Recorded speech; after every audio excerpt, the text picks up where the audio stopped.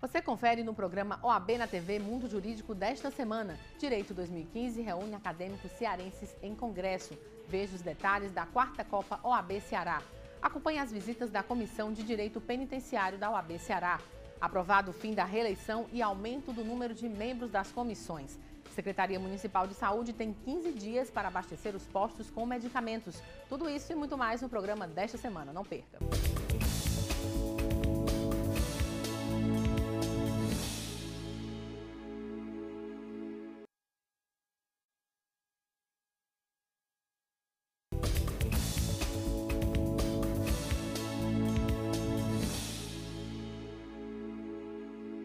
Direito 2015 reúne acadêmicos cearenses em congresso. Veja os destaques da 4ª Copa OAB Ceará.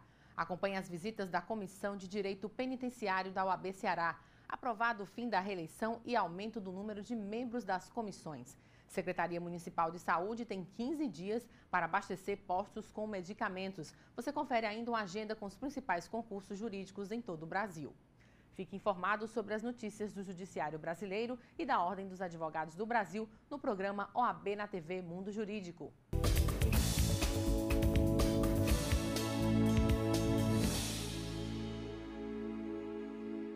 O Congresso Direito 2015 é um grande evento de caráter jurídico, com uma cuidadosa programação técnica. O evento aconteceu nos dias 14 e 15 de maio, no Hotel Praia Centro. Realizado desde 1989, o evento prestigia ao longo de sua história os mais renomados nomes do direito brasileiro. A edição deste ano trouxe como tema a expressão maior da qualidade do ensino jurídico cearense, como uma forma de homenagear todos os cursos jurídicos locais, cujos mestres foram os exclusivos palestrantes. Os coordenadores do Congresso, Vanilo de Carvalho e Sabino Henrique, a relevância de se debater os temas do Congresso no âmbito acadêmico, pois está sendo apresentado é uma unidade que revela o ensino jurídico no estado do Ceará. É de suma importância, principalmente neste ambiente acadêmico que se apresenta este Congresso deste ano de 2015. Por quê? Porque o que a gente está apresentando não é a linha de uma faculdade ou de um curso de direito, mas sim uma unidade que revela o ensino do direito, o ensino jurídico no estado do Ceará. Isso pela primeira vez na história. Se no âmbito acadêmico e na nossa atividade laboral, na advocacia, não adianta apenas você praticar o direito, você tem que conhecer o direito, você tem que conhecer as teorias que sustentam a sua ação. Daí a importância de você aprofundar academicamente esses temas que são ensinados nos nossos cursos de direito e que são levados a nós estudantes pelos nossos doutrinadores e pelos grandes pensadores do direito brasileiro e internacional. A programação foi dividida por faculdades cearenses diferentes e temas diferenciados. O professor do curso de Direito da Faculdade Católica Rainha do Sertão, Romero de Souza, levou como tema o advento de um novo Código Comercial e ressaltou que é importante se discutir caminhos com mais segurança jurídica e mais capacidade de atrair investimentos. O âmbito acadêmico, a academia, é um espaço muito plural de formação da consciência e de um processo evolutivo da sociedade. Por isso, discutir um novo Código Comercial é discutir caminhos para um Brasil com mais segurança jurídica, com mais capacidade de atrair investimentos e, acima de tudo, com uma ordem jurídica mais coesa, mais coerente sobre questões empresariais. As questões empresariais, elas são questões econômicas que dizem respeito à atração de investimentos, arrecadação de tributos, geração de empregos e as relações entre os empresários. Isso tem reflexo para toda a sociedade. O professor Kleber Rocha Sampaio, do curso de Direito da FAC, debateu sobre a improbidade administrativa, natureza da ação e prerrogativa de função, e ressaltou a importância de debater academicamente para se buscar meios de se resgatar as moralidades da administração pública. Bom, a relevância é muito importante na atualidade, somente no momento em que nós estamos vivendo no Brasil, em que todos os dias a gente vê denúncias, sobre improbidade administrativa, somente enriquecimento ilícito, dano ao erário público. Então é importante a gente debater isso academicamente, não só para a gente buscar um meio de resgatar, digamos, a moralidade da administração pública, né? E principalmente a gente divulgar os meios necessários, né, para combater a improbidade na administração pública. A teoria da empresa e a sucessão trabalhista também foi tema debatido no Congresso Direito 2015. De acordo com o professor Eduardo Pragmácio Filho, o fenômeno da sucessão trabalhista tem um vácuo na legislação e a doutrina que os estudiosos de direito precisam para estudar melhor. O tema é relevante por conta da questão fática que existe hoje aqui no Ceará, de fusões, aquisições, compras de empresas. E esse fenômeno da sucessão trabalhista, ele tem um vácuo na legislação e a doutrina, os estudiosos do direito precisam estudar melhor o fenômeno para dar uma resposta melhor aos problemas práticos, para saber o que é uma sucessão trabalhista, qual a responsabilidade da empresa sucessora, qual a responsabilidade da empresa sucedida. Os trabalhadores têm direito de resistência em relação a essa sucessão trabalhista ou não? Então, esses são pontos importantes e que revelam a importância do tema. A discussão do âmbito acadêmico levou como debate o acordo processual e gestão compartilhada do procedimento judicial segundo o novo CPC. O tema foi discutido com a professora Mirna Siebra, do curso de Direito da FAFOR. Na verdade, as questões de processo civil hoje, elas todas são em grande relevância, né? Haja vistas as grandes inovações que o Código trouxe. Então, eu acredito que a principal abordagem desse tema seja o amadurecimento de uma nova postura processual entre as partes, né? Porque, a partir do momento do acordo processual, traz o corpo constitucional para dentro do processo, modificando o raciocínio, inclusive, da forma do embate processual. Então, tudo que diz respeito hoje no processo, de fato, é um início de amadurecimento de uma nova visão. Então, a questão da gestão processual, ela é totalmente relevante para que ela possa buscar novas opções de resolver litígio de uma forma de autonomia das partes. O Congresso contou com a participação de alunos do curso de Direito de diversas faculdades. E para os estudantes Lília Cavalcante, Jônio Munhoz e Julivan Almeida, é importante essa junção de conteúdos com diferentes instituições de ensino. Eu que sou aluno do primeiro semestre do Direito, está sendo uma experiência muito ótima. Assim, a organização está de parabéns e o conteúdo que está sendo explanado é formidável. Assim, nós que somos alunos do primeiro, nós chegamos na faculdade com aquela coisa de queremos muitos saberes ao mesmo tempo, mas eu acho que os congressos, eles servem como se fosse um trampolim, você fica lá e você fica feliz com o direito. Eu estou achando um evento extraordinário, né? Um evento com diversos temas abordados aqui do direito, o novo CPC, assuntos assim que são totalmente abrangentes, extraordinários para nós alunos do direito. Eu quero agradecer ao OAB, ao coordenador-geral Vanilo, professor Vanilo, que está proporcionando a nós alunos esse brilhante evento, super organizado. E eu acredito que essa junção de faculdades, ela venha trazer um retorno imediato para nós alunos. É mais uma bela iniciativa que está sendo apresentada principalmente para os acadêmicos, no qual essas palestras vêm enaltecendo nosso conhecimento, principalmente com debates no qual a gente fica se atualizando toda hora sobre os temas que estão em vigor, que estão mais aprimorados agora no momento. Vamos à palavra do presidente com o advogado Valdetário Andrade Monteiro, presidente da OAB Ceará.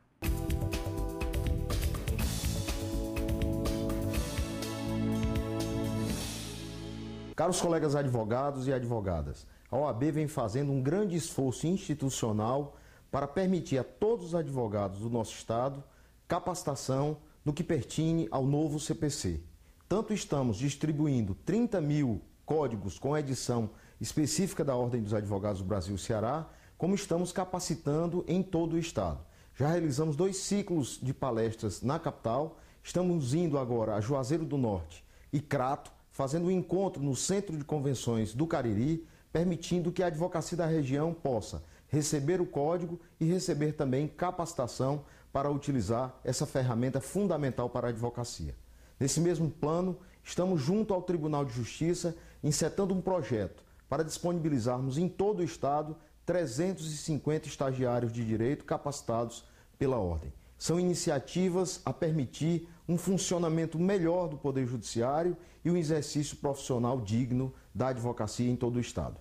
Venha ter conosco, somar fileiras nessa grande luta que é fazer justiça no Estado do Ceará.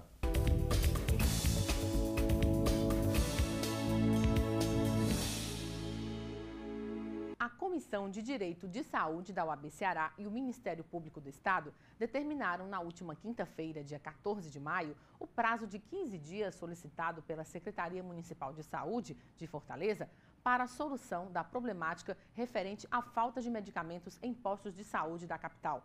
O prazo acaba no fim de maio. O Ministério Público do Ceará e a OAB exigiram dos órgãos competentes a ação de medidas para a resolução das irregularidades constatadas nos postos de saúde, de forma a garantir o adequado funcionamento das unidades em questão. De acordo com o presidente da Comissão de Direito da Saúde da OAB Ceará, Ricardo Madeiro, as 3 visitas realizadas mostram o cenário de todos os postos de saúde de Fortaleza. Em 2010, a Ordem dos Advogados do Brasil, preocupado com a situação da saúde, deliberou em convidar todas as entidades que fazem o controle social e, juntamente com o Ministério Público, resolveu fazer uma série de visitações aos postos, às unidades básicas de saúde. No final dessas visitações, após 6 meses, elaboramos um fórum com todas essas entidades e, no final, emitimos uma carta propositiva para o Poder Executivo Legislativo.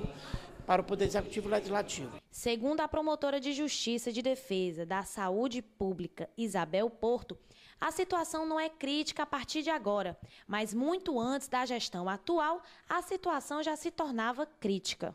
Na verdade, a situação não é crítica, não é de agora, né? Antes mesmo dessa administração, nós fizemos todo esse trabalho que nós estamos fazendo agora de visitação dos postos de saúde para apresentação aos gestores que se candidataram à Prefeitura Municipal de Fortaleza. E agora nós estamos vendo um momento de gravidade maior, que além da questão de falta de estrutura, além da questão dos recursos humanos, né, que estão precarizados, nós verificamos também a questão do desabastecimento em relação a insumos e medicamentos, e isso a população não pode conviver com essa situação. O Ministério Público do Estado do Ceará determinou também a realização de uma nova audiência no próximo dia 8 de junho. A OAB Ceará publicou recentemente a coletânea Direitos Humanos, Histórica e Contemporaneidade. A obra é uma compilação de artigos organizados pelas professoras universitárias Ana Paula Araújo, Bleine Queiroz, Roberta Vasques e pelo professor Walter Moura. O livro promove um debate sobre as questões dos direitos humanos, fazendo um intercâmbio entre os componentes jurídicos e morais. E para conhecer um pouco mais sobre a obra, nós conversamos agora com as professoras Bleine Queiroz Caula e Ana Paula Araújo. Professora Bleine, é um prazer tê-la aqui em nosso estúdio. Eu agradeço o convite, o prazer é meu.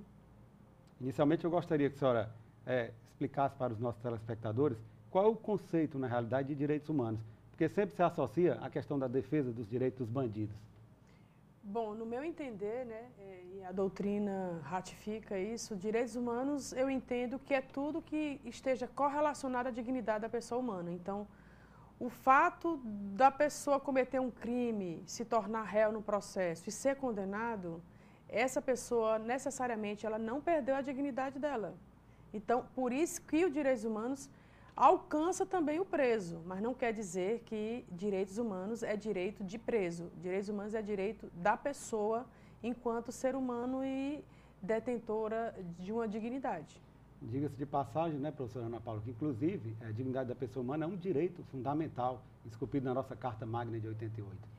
Essa construção de direitos que a gente tem hoje materializada na nossa Constituição Federal, na realidade ela advém de um processo histórico, que culmina com a Declaração Universal dos Direitos no período pós-Segunda Guerra, no período quando a ONU se constitui.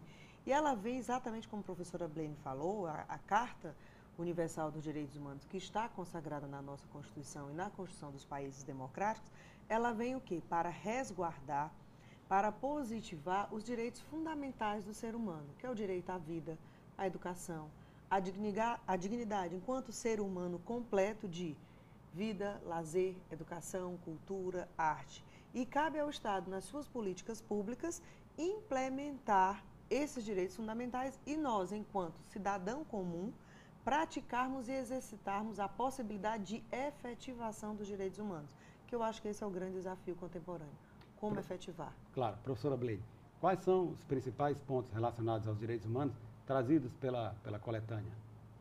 Olha, o livro ele traz desde a discussão histórica, né, por isso que o tema histórico e contemporaneidade, como temas atuais e que ocupam a agenda dos chefes de estados e de todas as nações, né? Por exemplo, deslocados ambientais, é um problema que a sociedade internacional hoje se debruça de como resolver o status dessas pessoas que necessitam de um ambiente que proporcione o bem-estar e a qualidade de vida. E elas são deslocadas por fatores naturais, obviamente, que o homem contribui para esses desastres, né? Através de desenvolvimento, industrialização.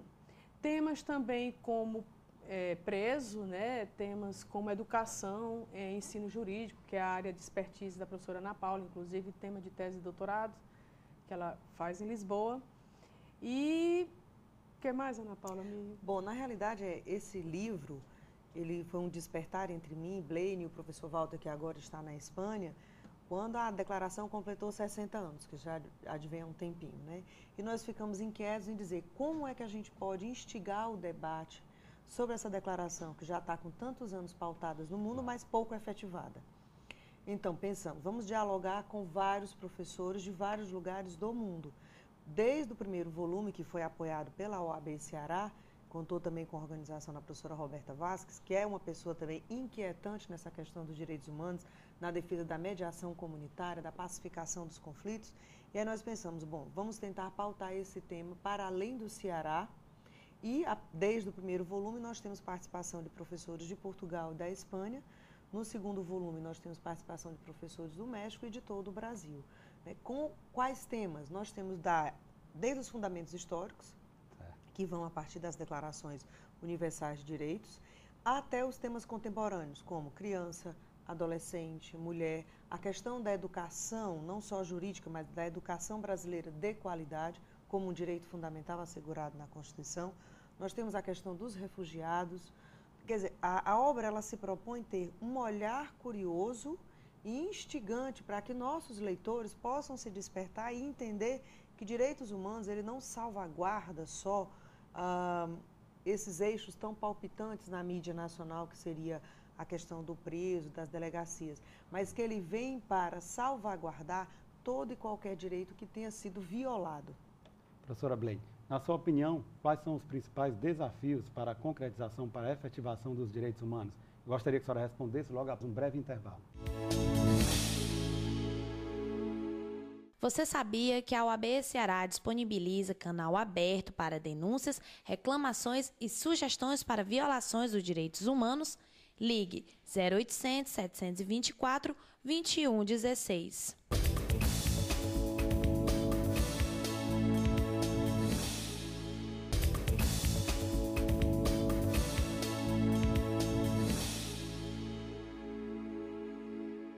Voltamos a entrevistar as professoras universitárias Blaine Queiroz e Ana Paula Araújo.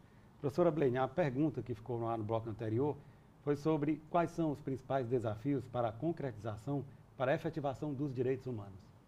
Olha, primeiramente, eu não vou nem falar em políticas públicas, porque eu só acredito em política pública quando uma sociedade está preparada para receber essas políticas. Claro. Então, eu defendo uma reeducação do ser humano de aprender a respeitar os direitos humanos, porque se a gente observar, inclusive eu sou professora de Direito Ambiental, e eu faço a seguinte indagação aos meus alunos: por que que os animais respeitam os direitos humanos e os humanos não querem respeitar? É verdade. Nós temos que sair desse discurso, dessa retórica, e tentar, juntamente com o Estado, aplicar esses direitos humanos, inclusive começando pelo direito de vizinhança, né? Se você respeita o seu vizinho, se você respeita todos os condôminos que moram no mesmo edifício, se você respeita o direito do outro dentro de uma universidade ou no seu ambiente de trabalho, você já está conseguindo possibilitar realmente que esses direitos sejam realmente efetivados no dia a dia. Na verdade, a sociedade tem que fazer a sua parte também, né? Eu não acredito em direitos sem que a sociedade comungue das políticas. As políticas são públicas. Quando elas são públicas, elas não atribuem uma obrigação só estatal. Elas atribuem deveres comportamentais para que a sociedade, junto com o Estado, de uma forma cíclica, faça com que o direito se materialize no dia a dia. Professora Ana Paula, há inclusive princípios que eu reputo fundamentais, né? Como o princípio da cooperação, o princípio da solidariedade, né? Olha, se nós pensarmos que direitos humanos é um direito inerente a cada um de nós, pela nossa condição de existência, se nós pudéssemos ter essa dimensão prática no dia a dia, como a professora Blaine disse, ou seja, o direito não pertence só a mim, a minha prática incidirá no seio de toda a sociedade, incidirá no seio coletivo. Então, isso parte desde uma educação da família.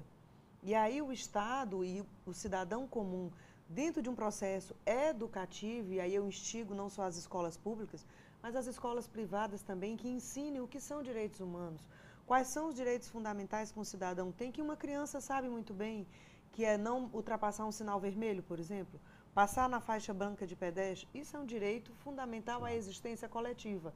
Não jogar um papel no chão, porque assim você está agredindo o meio ambiente. Será que nós precisaríamos ter, e é importante ter, um Estatuto do Idoso ou um Estatuto da Criança e do Adolescente, mas se nós tivéssemos a consciência de respeitar o idoso e dar a vez ao idoso, não precisaria ter uma lei dizendo que ele tem atendimento preferencial.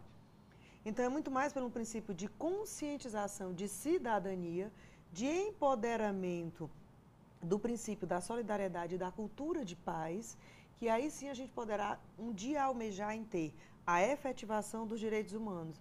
E nós temos um lema na disciplina, eu sou professora de Direitos Humanos, e eu digo, não me basta ter um texto constitucional normativo, eu preciso ter efetividade dos direitos humanos com afetividade. Por que eu coloco o afeto? Na questão de que os seres humanos precisam se respeitar mutuamente para que a gente possa ter uma sociedade de paz.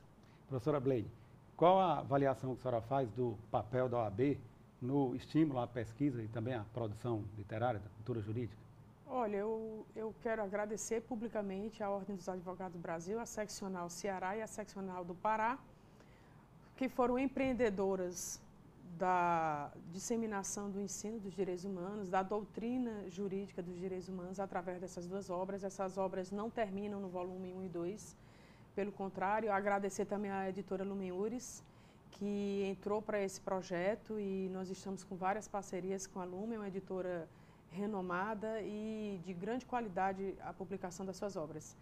Eu acho que a OAB ela não pode ser omissa nessa questão, e ela tem que, junto com professores universitários, construir realmente, colaborar com a doutrina jurídica das várias áreas do direito. E acho que o advogado ele tem que estar realmente preparado para enfrentar o processo e convencer que o seu cliente tem razão. E de que forma ele pode fazer isso? Através de doutrinas e jurisprudências. E a OAB está nesse fomento desse incentivo.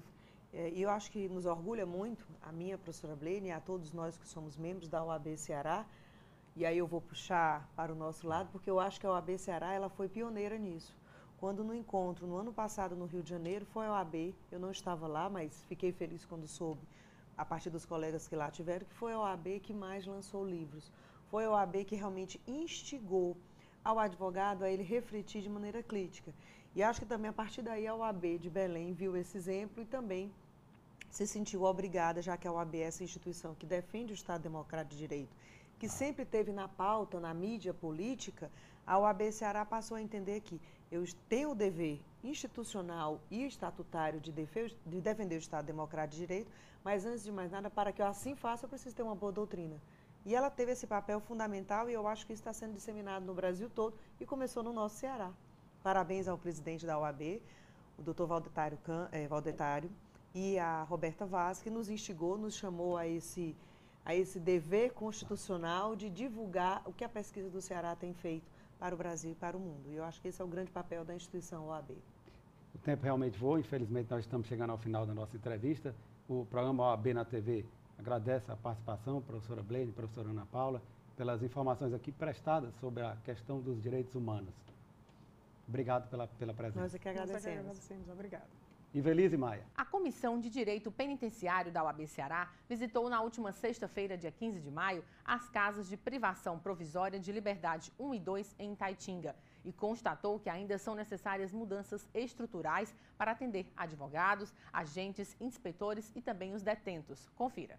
Durante as visitas às casas de privação provisória de liberdade 1 e 2, a superlotação é uma constante. Juntas, as CPPLs 1 e 2 totalizam 3.027 detentos, enquanto que esse número não poderia ultrapassar de 1.800. De acordo com o presidente da Comissão de Direito Penitenciário da OAB Ceará, Márcio Vitor Albuquerque, nas inspeções realizadas, são analisadas toda a estrutura interna dos presídios, bem como a estrutura destinada para o trabalho dos advogados. Diagnosticamos alguns problemas, já falamos com os diretores, no sentido do advogado poder ter o acesso ao seu cliente de forma diligente, de forma digna, e verificamos também toda a estrutura interna dos presídios. E toda a sociedade sabe que no estado do Ceará realmente há um grau de superlotação muito alta. É bom que se diga que a Sejus vem trabalhando bastante, que os diretores têm sido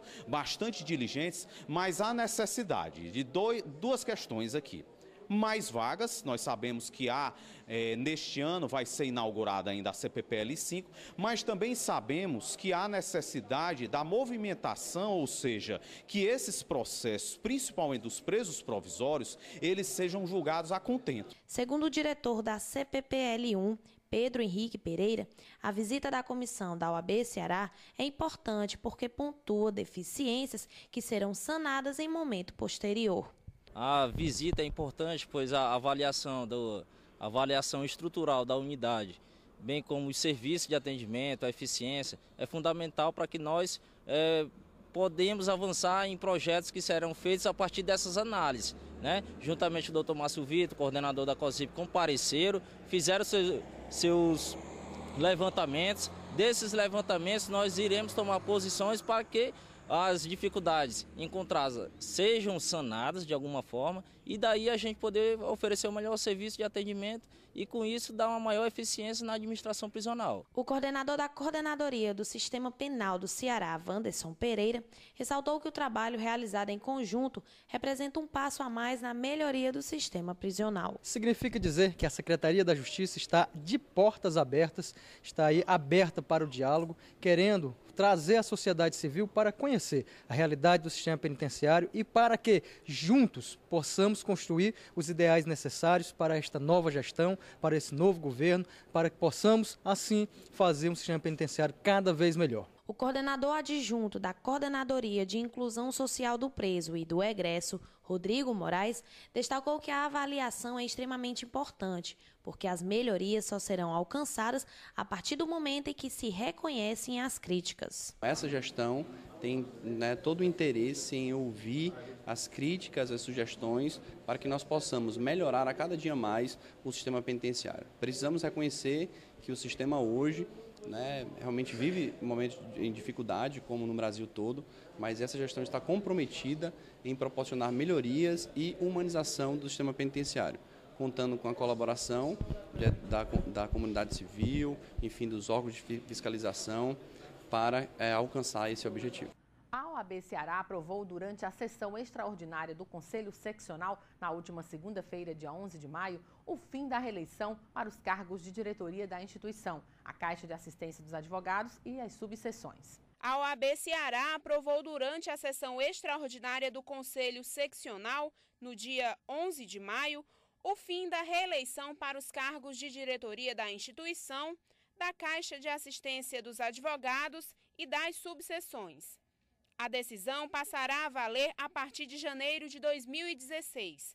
Na mesma decisão, o número de membros para as comissões temáticas aumentou, passando de 25 para 40, permitindo que 2.400 advogados possam atuar na instituição por meio das 60 comissões disponíveis.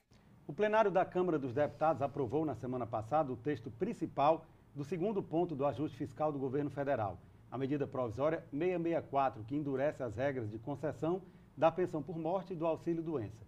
E para conhecer as principais mudanças propostas pela medida provisória, nós recebemos agora em nosso estúdio a presidente da Comissão de Direito Previdenciário da OAB Ceará, a doutora Regina Jansen. Doutora Regina, é um prazer tê-la novamente conosco aqui no estúdio. É sempre uma satisfação estar aqui nesse programa. Doutora Regina, a medida provisória 664 faz parte, na realidade, de um ajuste fiscal apresentado pelo governo Dilma Rousseff.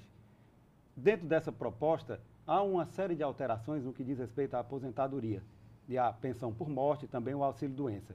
Na verdade, a aposentadoria por tempo de contribuição não havia previsão de que seria alterada, mas por meio de emendas apresentadas pelos parlamentares, acaba-se tendo uma alteração sim. Então, inicialmente, eu gostaria que a senhora explicasse para os nossos telespectadores quais são as principais alterações trazidas no que diz respeito à aposentadoria por tempo de contribuição e o que é, na realidade, a aposentadoria por tempo de contribuição. Muito bem. Isso é muito importante esclarecer, né? O que, de fato, é a aposentadoria por tempo de contribuição. Mas, realmente, antes disso, a MP não previa tratar, né, era somente de concessão da pensão por morte e do auxílio-doença, certo? Então, não havia previsão da aposentadoria por tempo de contribuição. Agora, existe essa intenção no Congresso Nacional desde 2008 em se alterar as regras de concessão da aposentadoria por tempo de contribuição, apresentando o fim do fator previdenciário, certo? E com esta votação agora, foi apresentada, certo, uma nova regra, foi aprovado, sendo chamado fator 85-95, aonde se leva em consideração a idade e o tempo de contribuição. A soma dos dois. É o chamado somatório, né? Aonde a mulher tem que ter 30 anos de contribuição e o homem tem que ter 35 anos de contribuição. Isso é importante dizer porque a proposta ela não altera a carência na concessão da aposentadoria por tempo. A carência, então, permanece a mesma? A carência permanece a mesma. Então, a aposentadoria por tempo de contribuição, hoje, do jeito que está valendo ainda, ela é concedida para o homem que tem 35 anos de contribuição e para a mulher que tem 30 anos de contribuição. Não há previsão de idade. Faz-se a média dos 80 maiores salários de contribuição, certo? E sobre esta média é aplicado o fator previdenciário. Então, o que seria o fator previdenciário? O fator previdenciário, ele leva em consideração a idade, a expectativa de vida e o tempo de contribuição. Então, esse resultado significa dizer que quanto mais jovem for a pessoa, mais peso vai ter o fator previdenciário, certo? Entendi. Há uma certa confusão na cabeça das pessoas, no sentido de que elas acham que vão ter que se aposentar agora aos 85 ou aos 95 anos. No caso, a mulher aos 85, né? E o homem aos 95. Na realidade, isso não existe, né? Isso é um mito. As pessoas estão confundindo, fazendo essa confusão. É muito importante um programa como esse para esclarecer. Isso nem se cogita, isso é um absurdo. A questão é que a gente fala muito, a forma 85-95. 85 é o quê, gente? É o somatório. Idade e tempo. Qual é o tempo? Tempo de contribuição. A carência da contribuição para a mulher, 30 anos. Este 30 anos, ele tem que ser somado uma idade que tem que dar 85. No caso, seria os 55 anos, certo? O homem, 35 anos de contribuição, com a idade de 60, dá 95. Esta aplicação, ela é favorável para o segurado. Por quê? Porque não se aplica o fator previdenciário e a média do salário de contribuição vai ser o valor da aposentadoria. Ou seja, hoje, nas regras de hoje, um homem com 60 anos de idade, certo? E que tenha uma média salarial de R$2.000, com a aplicação do fator previdenciário, essa média salarial dele vai cair para R$1.700. Ou seja, a aposentadoria dele hoje concedida será no valor de R$1.700. Doutora Regina, e se o somatório for maior do que essa regra dos 85-95, o que ocorre? Aí já vai ter uma vantagem. Por quê? Se o somatório ultrapassar 95 para o homem e 85 para a mulher, o INSS ele deverá ver a regra do melhor benefício. Claro. Então, deverá ser aplicado o fator, porque aí, sendo o fator maior que 1, o valor do benefício, nesse exemplo que eu estou dando, será maior. Nesse exemplo que eu dei de R$2.000, passaria para R$2.300. Mas não são todos os casos de segurados que têm tempo e idade maiores que o somatório vai dar mais do que 95 ou 85, certo? Então, como eu estava dizendo antes, só para fechar aquele raciocínio, esses R$2.000 hoje, não seria concedido por segurado, e sim um 1.700. Pela regra, ele receberia, sendo aprovado, recebe sim hoje os R$2.000, se for aprovado. Doutora Regina, eu gostaria que a senhora destacasse agora quais são as principais alterações trazidas pela MP no que diz respeito à pensão por morte, mas eu gostaria que a senhora respondesse logo após um breve intervalo. Você sabia? A OAB Ceará dispõe de 12 subseções em todo o estado do Ceará para facilitar a atuação das prerrogativas em cada localidade.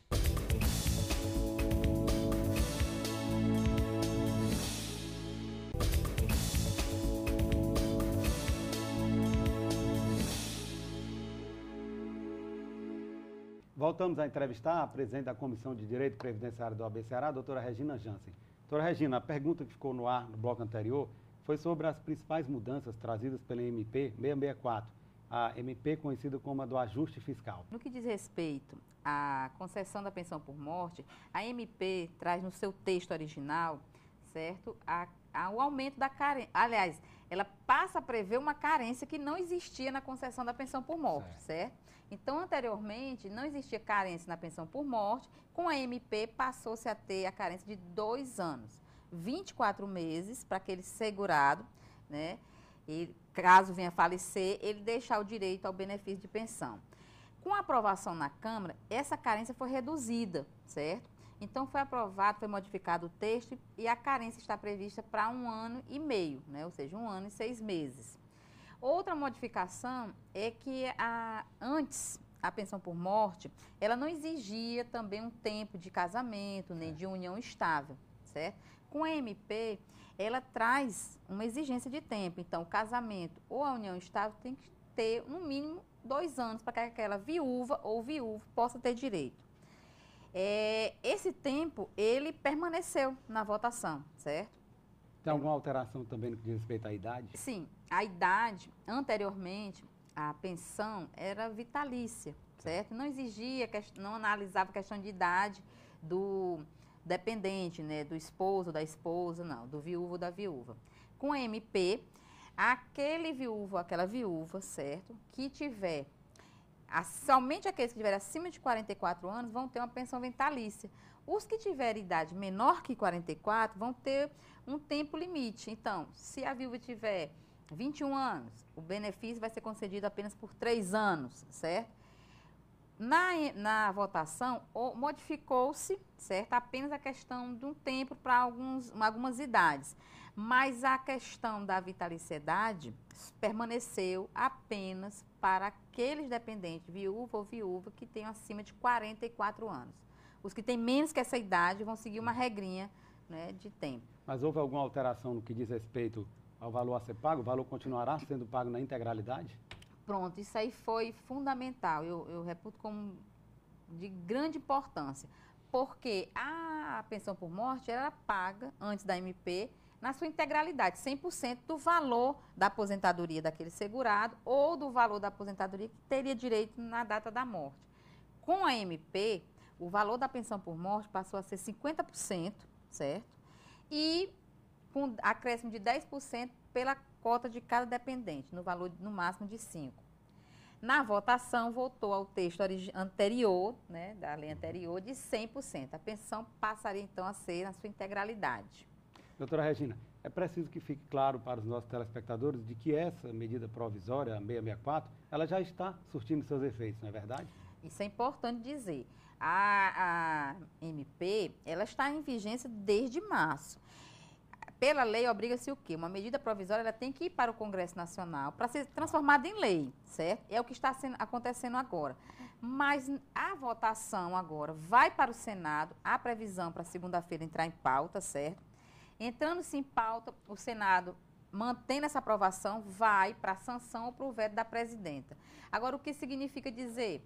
Que a MP ainda está valendo. Então, as pensões por morte que estão sendo concedidas agora é na regra de 50%, certo? E, sendo aprovada, é que vai surtir seus efeitos favoráveis ao segurado. Doutora Regina, a medida provisória, ela altera também as regras no que diz respeito à concessão do auxílio-doença.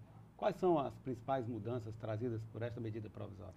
A MP, ela alterou o tempo, certo? Para se requerer o benefício do auxílio-doença e o cálculo do valor do auxílio-doença. Como era antes, certo?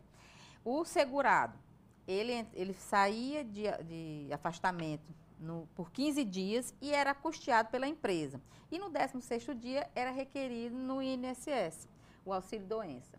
Com a MP, a regra é que só pode dar entrada no benefício após o 31º dia.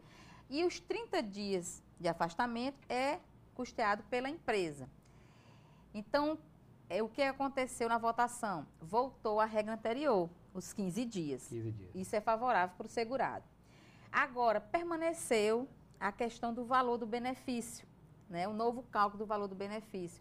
Que a MP, que antes era feita a média dos 80 maiores salários de contribuição, e desse valor dessa média era extraído 91%. Esses 91% era o valor do auxílio-doença daquele segurado.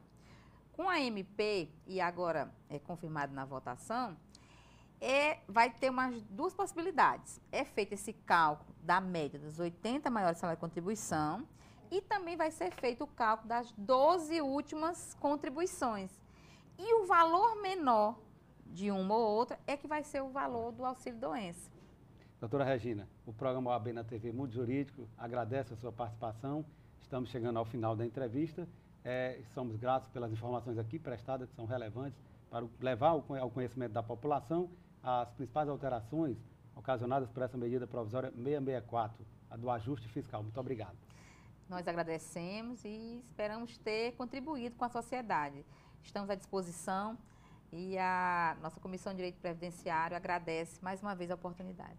Ivelise Maia. A primeira rodada da 4ª Copa OAB Ceará de Futebol Society aconteceu no último sábado, dia 16 de maio, no CETEM, e uniu 12 times. Os Injustiçados registrou o maior número de gols, conquistando a vitória sobre invictos. A 4ª Copa da OAB Futebol Society tem o objetivo de propiciar aos participantes legalmente inscritos nos quadros da OAB Ceará o bom relacionamento, a exaltação prática esportiva como instrumento de superação das individualidades, integração, confraternização, assim como de fortalecimento da união entre toda a seccional cearense. De acordo com o presidente da Comissão de Esporte e Lazer da OAB Ceará, Fábio Coutinho, o aumento do número de times deve-se ao engajamento dos advogados na 4ª Copa OAB Ceará e também às novas categorias que surgirão. Esse ano nós tivemos 4 equipes a mais, totalizando 14 equipes. Mostra que a competição está atraindo a classe e tivemos a honra de ter um jogo de futebol feminino. Quem sabe futuramente possamos fazer um campeonato também de futebol feminino. E para a presidente da Comissão de Administração Legal, a advogada Emanuela Moreira, a participação feminina na abertura da 4ª Copa OAB é um grande marco. É a primeira vez que a gente conseguiu reunir um grupo de mulheres, na verdade, para a gente participar da abertura. A gente não está competindo, mas foi só um jogo inicial para dar a abertura ao campeonato. Eu espero que seja o primeiro de muitos e que a gente consiga reunir muito mais times para que a gente realmente entre na competição de igualdade com os rapazes. Eu acho que tem futuro, sim. A Comissão de Acompanhamento dos Concursos Públicos da OAB Ceará homenageou na última segunda-feira, dia 11 de maio, 9 profissionais que trabalham em defesa das garantias constitucionais relacionadas ao concurso público do Ceará. A Comissão de Acompanhamento dos Concursos Públicos da OAB Ceará homenageou na última segunda-feira 9 profissionais que trabalham em defesa das garantias constitucionais relacionadas aos concursos públicos do Ceará. A iniciativa, que chega ao 2º ano, destaca o trabalho dos advogados e professores e outorga a homenagem a amigos do concurso público. De acordo com o presidente da OAB Ceará, Valdetário Andrade Monteiro, a homenagem é uma forma de ressaltar o trabalho coletivo, enfatizando que a OAB Ceará não apenas defende os interesses da categoria, mas também de toda a sociedade. A Ordem dos Advogados do Brasil, Seccional Ceará, e a Caixa de Assistência dos Advogados do Ceará, CAASSE, possuem convênio firmado com o Programa Nacional de Modernização da Advocacia, PROMAD, para levar tecnologia até o seu escritório. Através dele, você tem acesso ao sistema jurídico e ao site do advogado de forma gratuita por no mínimo 6 meses. E caso você seja recém-formado, este prazo pode chegar até 2 anos. Participe cadastrando-se em www.promad.adv.br e faça como quase 80 mil colegas advogados em todo o Brasil. Você conhece o Plano de Previdência Complementar da OAB Ceará? A OAB Prev Ceará surgiu do anseio da Ordem dos Advogados do Brasil e da Caixa de Assistência dos Advogados do Ceará em oferecer um plano de previdência complementar desenvolvido exclusivamente para atender às necessidades dos advogados cearenses. A previdência complementar fechada no Brasil vem crescendo a cada ano. Nós, brasileiros, percebemos que é preciso pensar no futuro, fazer economia hoje pensando na qualidade de vida de amanhã. A OAB Prev Ceará funciona como uma poupança. É um investimento de longo prazo em que você pode acompanhar, através de extratos, a rentabilidade de seus investimentos. E por isso não perca tempo, faça já o seu plano de previdência complementar e garanta o seu futuro. Mais informações é só ligar 3464-3991. E vamos conferir agora as dicas dos principais concursos jurídicos com inscrições abertas em todo o Brasil. Tribunal de Justiça do Estado de Santa Catarina, inscrições até 2 de junho. www.concursosfcc.com.br. Tribunal de Contas do Estado do Rio de Janeiro, inscrições até 3 de junho. www.concursosfcc.com.br. Tribunal Regional do Trabalho da Primeira Região, inscrições até 5 de junho. www.concursosfcc.com.br. Confira agora uma agenda com os principais eventos jurídicos de todo o Brasil. Terceiro Congresso Nacional da ABRAP, dias 10, 11 e 12 de junho. Local Recanto Cataratas Termas, Resort e Convention, Foz do Iguaçu, Paraná. Inscrições 41-3232-7763. 20ª Jornada Internacional de Direito, no edifício Palácio dos Festivais, dias 12 e 13 de junho, no Palácio dos Festivais, em Gramado, Rio Grande do Sul. Informações 51-3221-9711. 13º Congresso Brasileiro de Direito Internacional, de 26 a 29 de agosto, na Universidade de Fortaleza, Unifor. Mais informações, 85-3477-3058. 15º Congresso Brasileiro de Direito do Estado, dias 23, 24 e 25 de setembro, no Rio de Janeiro. Mais informações, 0800-707-5246. E o programa de hoje termina aqui. Lembrando a você que o programa da Ordem dos Advogados do Brasil, Secção Ceará, é transmitido na TV Fortaleza, canal 61.4, às quartas-feiras, às 19 horas, com reprise às quintas-feiras, às 7 da manhã e aos sábados, às 13 horas. Assista também o programa inédito na TV O Povo, canal 48, às quartas-feiras, às 23 horas, com reprise às sextas, às 11 da manhã, aos sábados, às 22h45 e aos domingos, às 11h15 da manhã, ou através do site da OAB Ceará. Todos os nossos programas também estão disponíveis no nosso canal no YouTube, OABCE na TV. Fique informado sobre as atividades da Ordem dos Advogados do Brasil, Secção Ceará, no OAB na TV Mundo Jurídico, o programa do advogado cearense. E você tem um canal direto com a gente através da página do programa no Facebook e também no Twitter, @OABCE. Ou, se preferir, mande um e-mail, oabnatv@oabce.org.br. Obrigada pela sua companhia e até a próxima semana.